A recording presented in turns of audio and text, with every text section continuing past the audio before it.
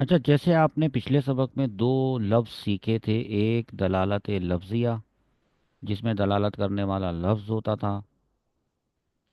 اور دلالت غیر لفظیہ جس میں دلالت کرنے والا کوئی لفظ نہیں ہوتا تھا، جس میں لفظ ہوتا تھا۔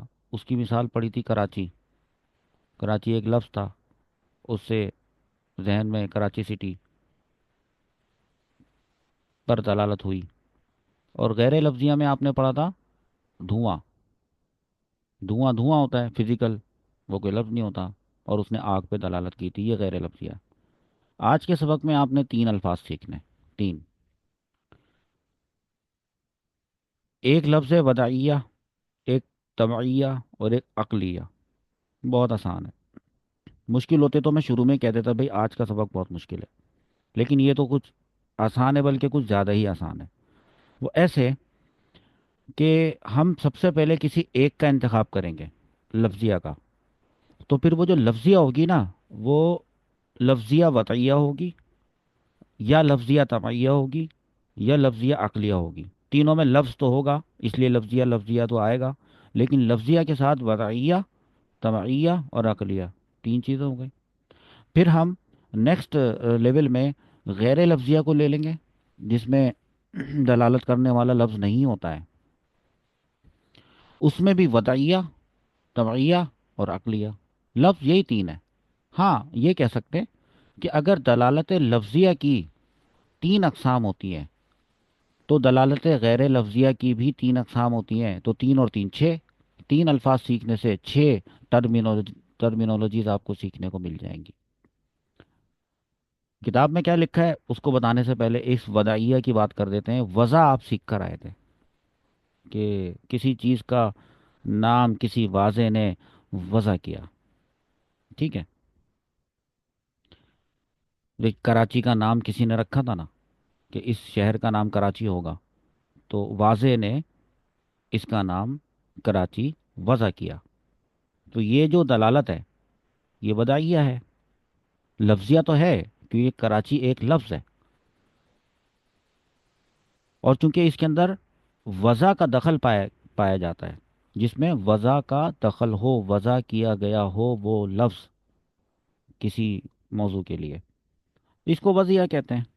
آپ یوں بھی کہہ سکتے ہیں کہ زید کی دلالت زید کی ذات پر یا زید کے وجود پر۔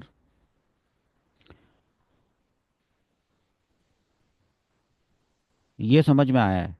طبعیہ کیا ہوتا ہے دراصل؟ دیکھیں، طبعیہ میں لفظ تو ہوتا ہے کیونکہ دلالت لفظیہ ہے، لفظ تو تینوں میں ہوگا۔ ایک لفظ ہے جیسے آہ۔ اب یہ جو آہ کا جو لفظ ہے، اس لفظ نے دلالت کی ہے چوٹ لگنے پر۔ اس میں طبیعت کے تقاضے کا دخل ہوتا ہے۔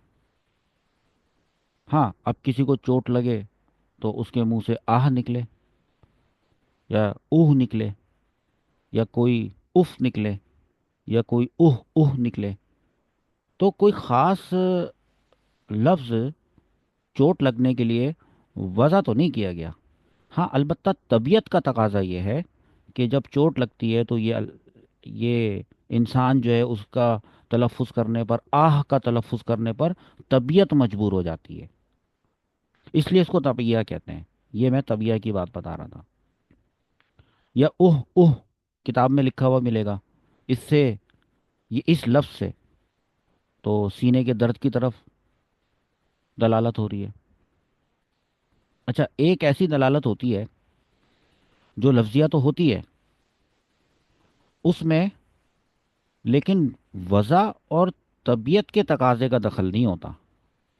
ہاں، جیسے مثال کے طور پہ دیوار کے پیچھے سے کوئی آواز سنائی دے رہی ہے، کتابوں میں لکھا ہوتا ہے دیس دیس دیس دیس، ایسے آواز سنائی دے رہی ہے، تو یہ جو لفظ جو کوئی بھی سن رہا ہے دیس دیس دیس، تو اس لفظ کے بولنے والے کے وجود پر دلالت ہو رہی ہے، یا آپ کو یہ پتہ چل رہا ہے کہ پیچھے کوئی ہے، دیوار کے پیچھے۔ عقل یہ کہتی ہے نہ تو یہ لفظ وضع کیا گیا ہے، نہ ہی اس طبیعت مجبور ہے، طبعیت بھی اس میں نہیں ہے، लेकिन अकल ये कहती है कि हो ना हो यकीनन दीवार के पीछे कोई है।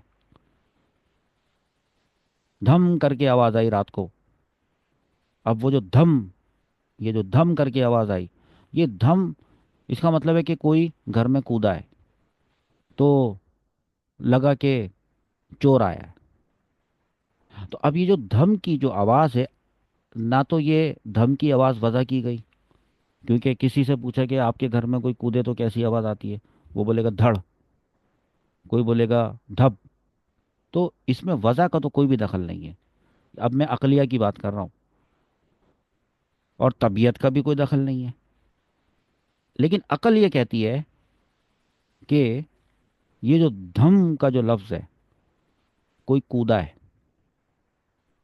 और किसी के कूदने का कोई इम्कान नहीं था, तो यकीनन कोई चोर है। लफ्ज तो है धम, तो लफ्जिया, लेकिन अकल ने क्योंकि ये कहा दलालत, तो ये अकलिया कहलाएगी।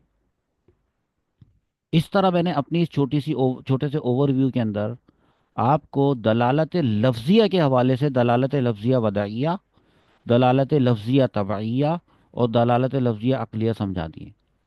ठीक है, अब ज़रा किताब में देखते हैं। दलालत लफ्जिया वदाइया, ये वो दलालत है, वो दलालत लफ्जिया, लफ्जिया को ध्यान में रखिएगा, जिसमें दाल अपने मदलूल पर वाजे की वजह की वजह से दलालत करे। यही वो ये वही बात है कि वाजे ने वो लफ्ज़ वज़ा तो किया था, जैसे जैद, ये एक लफ्ज़ है, इसकी दलालत जैद की ज़ात पर है, क्योंकि वाजे ने लफ्ज़ जैद को वज़ा ही इसलिए किया कि जैद की ज़ात पर दलालत करे। बात समझ में आई? अच्छा, अब ये तो थी वदाइया, लफ्ज़ बनाया गया था, रखा गया था, नाम रखा गया था, वज़ा किया गया था। अब बात करते हैं दलालत लफ्ज़िया तबैया के बारे में। लिखा है कि वो दलालत लफ्ज़िया जिसमें दाल, दलालत करने वाला वो जो लफ्ज़ है ना, उह उह, अपने मदलूल पर तबीयत के चाहने की वजह से दलालत करे।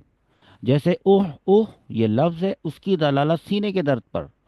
देखो भाई, क्योंकि दर्द के वक्त तबीयत उमूमन इस किस्म के अल्फाज निकालने पर मजबूर हो जाती है। तबीयतन ये अल्फाज ऑटोमेटिकली ज़बान से निकल पड़ते हैं। तो इस दलालत में उह उह ये दाल है, दलालत करने वाला किस चीज़ की तरफ दलालत कर रहा है, वो है सीने का दर्द, जो कि मदलूल है। यही बात मैंने आपको बताई थी। अब ज़रा दलालत लफ्ज़िया जिसमें एक लफ्ज़ होगा, लेकिन होगा वो अकलिया, दलालत होगी अकली। देखें, वो दलालत लफ्ज़िया जिसमें दाल अपने मदलूल पर दलालत तो करेगा, महज अक्ल के चाहने की वजह से दलालत करेगा, वजह की वजह से नहीं करेगा, तबीयत की वजह से नहीं करेगा, अक्ल की वजह से करेगा। कैसे? देखें, अकलिया की बात हो रही है, और इसमें वजह और तबीयत का दखल ना हो। जैसे दीवार के पीछे से सुनाई दिए जाने वाले लफ्ज दीज, ये दलालत कर रहे हैं। हाँ, दलालत कर रहे हैं, बोलने वाले के वजूद पर दलालत कर रहे हैं। कोई बोल रहा है, दीवार के पीछे कोई है, वो बोल रहा है, तभी तो आवाज आ रही है। तो इस मिसाल में ये जो लफ्ज है दीस दीस, ये दाल है, और बोलने वाले के वजूद को क्या कहेंगे? मदलूल। अच्छा, एक इससे पहले कि हम गैर लफ्जिया की तरफ जाएं, ये तो सारे लफ्ज थे ना, दीस दीस, धम धड़, इसी तरह आह ऊह, इसी तरह कराची, जैद, ये सारे लफ्ज थे। ठीक है, गैर लफ्जिया की तरफ जाने से पहले एक इम्पॉर्टेंट बात नोट कर लें, और वो ये है कि ये जो अभी अकलिया के अंदर ये जो दीस दीस की जो लफ्ज़ है, या जो और लफ्ज़ दूसरे भी आप धम धड़ वगैरह ले लें, तो इनकी कैद क्यों लगाई है? लफ्ज़ दीस की कैद इस वजह से लगाई कि अगर लफ्ज़ मौजू बोला जाता तो दो दलालतें इकट्ठी हो जाती। यानी अगर दीस दीस के बजाय चोर बोल दिया जाता, तो फिर वो तो वजह किया गया होता ना। तो एक तो अकली हो जाती और एक वज़ई हो जाती, दो दलालतें इकट्ठी हो जाती, एक अकलिया और दूसरी वज़ैया। اس لیے لفظ دیس ذکر کر کے اس بات کو واضح کیا کہ یہ دلالت صرف دلالت لفظیہ عقلیہ ہے، اور یہ کہ دیوار کے پیچھے کی قید اس وجہ سے لگائی. بھائی، آواز کہاں سے آ رہی ہے؟ دیوار کے پیچھے سے آ رہی ہے نا. اب دیوار کے پیچھے کی آواز سے پتہ تو چل رہا ہے کہ کوئی بندہ ہے وہاں پہ، لیکن ایک بات بتائیں، نظر آ رہا ہے وہ بندہ؟ نہیں نظر آ رہا نا. تو تبھی تو عقلیہ ہے. فرض کرو کہ آپ کے سامنے ہوتا، وہ دیوار کے پیچھے نہیں ہوتا بلکہ آپ والی کی طرف سائڈ پہ ہوتا. اگر سامنے ہو تو دلالت ہی نہیں رہے گی. وہ کوئی پھر دلالت تھوڑی ہوگی. آپ کے سامنے کوئی بات کر رہا ہے، وہ دلالت تھوڑی ہے کوئی، بلکہ وہ تو مشاہدہ ہو جائے گا، آبزرویشن. یہ آپ نے سیکھنا ہے. اب اس کے بعد چلتے ہیں. دیکھیں، اب زیادہ ایکسپلینیشن کی ضرورت نہیں ہے. لفظیہ جو تھی نا، وہ تین قسم کی تھی: وداعیہ، طبعیہ، عقلیہ. تو غیر لفظیہ بھی تین قسم کی ہے. اس میں بھی ایسے کر لیں، لیکن اس میں لفظ نہیں آئے گا. امپورٹنٹ بات یہ ہے کہ ان میں لفظ نہیں ہوگا. وہ لفظ جو دلالت کرنے والا ہو وہ نہیں ہوگا. بہت آسان ہے اور بہت انٹرسٹنگ ہے. دیکھیں، مثال کے طور پہ آپ گاڑی میں جا رہے ہیں اور سامنے ٹریفک کا سگنل آ گیا، ریڈ ہو گیا. اب یہ کوئی لفظ تو نہیں ہے نا، وہ تو سگنل ہے. اور اس کی جو ریڈ لائٹ ہے، اس ریڈ لائٹ نے کسی بات کی طرف دلالت کی ہے. وہ کیا دلالت کی ہے؟ آپ کیا کریں گے ریڈ لائٹ کو دیکھ کر؟ گاڑی روک لیں گے. تو اس کا مطلب یہ ہوا ہے کہ سگنل کی جو ریڈ لائٹ ہے وہ آپ کو رکنے کی طرف دلالت کرتی ہے.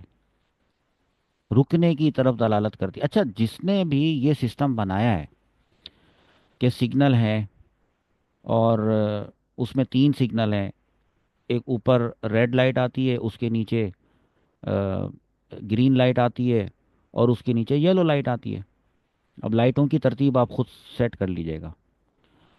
تو قانون بنانے والے نے یہ قانون بنایا اور ڈرائیونگ سیکھنے والوں کو سکھایا. کیا؟ کہ جب ریڈ لائٹ دیکھنا ہے، دیکھنا تو رک جانا، اور اگر گرین لائٹ دیکھنا تو چل پڑنا. تو یہ تو بنایا. اگر اگر واضح جو کہ یہ قانون بنا رہا ہے، وہ قانون یوں بنا دیتا کہ بھائی گرین لائٹ پر رکنا ہے، تو لوگ اس پہ ہی عمل کرتے. تو اس کا مطلب ہے اس والی جو دلالت ہے اس میں وضع کا دخل ہے، تو وضعیہ تو کہلائے گی یہ. لیکن کیا لفظیہ ہے؟ نہیں، لفظیہ نہیں ہے. یہ تو لائٹ ہے، یہ کوئی لفظ تو ہے کوئی نہیں. تو لہذا دلالت غیر لفظیہ جس کو وضع کیا گیا ہے اس میں، دیکھیے، وہ دلالت غیر لفظیہ جس میں دال، یعنی ٹریفک ٹریفک کا ریڈ سگنل اپنے مدلول گاڑی کے روک دینے پر واضح کی وجہ کی وجہ سے دلالت کر رہا ہے، کیونکہ واضح نے وجہ ہی اس وجہ سے کیا ہے کہ ریڈ لائٹ دیکھ کر رکنا ہوگا. جیسے سگنل کی لال بتی، اس کی دلالت رکنے پر، اور سبز بتی اس کی دلالت چلنے پر. غیر لفظیہ کی بات ہو رہی تھی اور وضع بھی ہوا ہوا ہے. اچھا، تو کیا کبھی وضع نہیں بھی ہوا ہوا ہوتا، طبیعت کا دخل ہوتا ہے؟ ہاں، طبیعت کا دخل ایسے ہوتا ہے جیسے آنسو نکل رہے ہیں، آنسو بہہ رہے ہیں. وہ فزیکل آنسوؤں کی بات ہو رہی ہے، آنسو لفظ کی بات نہیں ہو رہی. اسی لیے تو غیر لفظیہ کہہ رہے ہیں. تو پتہ چلے گا بھئی غم کی یا دکھ کی کیفیت ہے، طبیعت پتہ چل رہی ہے طبعی طور پہ. اب دیکھیے کہ دلالت غیر لفظیہ طبعیہ میں یہ بات ہے کہ وہ ایک تو سب سے پہلی بات تو یہ کہ وہ غیر لفظیہ ہے. آنسو ذہن میں رکھیے گا، جس میں دال یعنی کہ آنسو کی اپنے مدلول یعنی غم کی کیفیت پر دلالت ہو رہی ہے. وجہ طبیعت کے چاہنے کی وجہ سے، طبیعت کے مجبور ہونے کی وجہ سے، یا طبیعت کے دخل کی وجہ سے. جیسے آنسوؤں کے بہنے کی دلالت غم پر. ٹھیک ہے. اچھا، بعض مرتبہ نہ تو وضع ہوا ہوا ہوتا ہے، جیسے سگنل کی لال بتی، وہ اس کو وضع کیا گیا تھا مخصوص کام کے لیے. تو نہ تو کبھی وضع ہوا ہوا ہوتا ہے اور نہ کبھی طبیعت کا کوئی دخل ہوتا ہے. وہ ہوتا ہے عقلیہ. عقلیہ. عقل کہتی ہے. اس کی مثال پتہ ہے کیا ہے؟ کہ آپ نے کھڑکی سے دیکھا تو آپ کو روشنی نظر آ رہی ہے، دھوپ نظر آ رہی ہے، دھوپ چلیں دھوپ کہہ لیں، کیونکہ روشنی تو کسی بلب کی بھی ہو سکتی ہے نا، دھوپ کہیں. آپ کو دھوپ نظر آ رہی ہے، تو اس دھوپ کے نظر آنے میں کوئی لفظ تو نہیں ہے، دھوپ ہے نا جو نظر آ رہی ہے. تو اس کا مطلب ہے کہ یہ غیر لفظیہ ہے. لیکن اس دھوپ کو دیکھ کر پتہ چل رہا ہے کہ سورج نکلا ہوا ہے. بھائی سورج نکلا ہوا ہے، اٹھ جاؤ. تو یہ جو دھوپ نے دلالت کی ہے سورج کے نکلنے پر،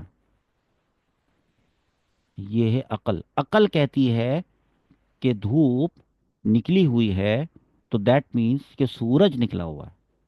یہ تھی دلالت غیر لفظیہ. اور یہ عقل دیکھیں نا، سورج کے نکلنے پر کوئی طبیعت تو نہیں نا دخل، اس میں نہ تو طبیعت کا دخل ہے. یہ لکھا ہے کہ وہ دلالت غیر لفظیہ جس میں دال دھوپ کی اپنے مدلول یعنی سورج کے نکلنے پر دلالت محض عقل کے چاہنے کی وجہ سے ہو. اور اس دلالت میں نہ تو کوئی وضع ہوا ہے، اور نہ کوئی لفظ وضع ہوا ہے، اور نہ کوئی طبیعت کا دخل اس کے اندر شامل ہے. جیسے دھوپ کی دلالت سورج کے نکلنے پر. یہاں تک ہمارا ایک سبق مکمل ہوا ہے. اب ہم اپنے اگلے سبق کی طرف چلتے ہیں. آج کے سبق میں آپ نے دراصل تین الفاظ سیکھے تھے. وہ تین الفاظ پتہ ہے کیا تھے؟ وضعیہ، طبعیہ، عقلیہ. یہ رہا وضعیہ، طبعیہ اور عقلیہ. تو اینڈ میں پتہ چلا کہ نہیں، ہم نے چھ الفاظ سیکھ لیے. ایک تو اس وضعیہ کو ہم نے لفظیہ کے ساتھ سیکھا ہے. لفظیہ میں وضعیہ، طبعیہ، عقلیہ تین. پھر غیر لفظیہ میں وضعیہ، طبعیہ اور عقلیہ تین. تو اس طرح آپ نے چھ الفاظ سیکھ لیے. اس کو اپنے پاس نوٹ کر لیں. چلیں.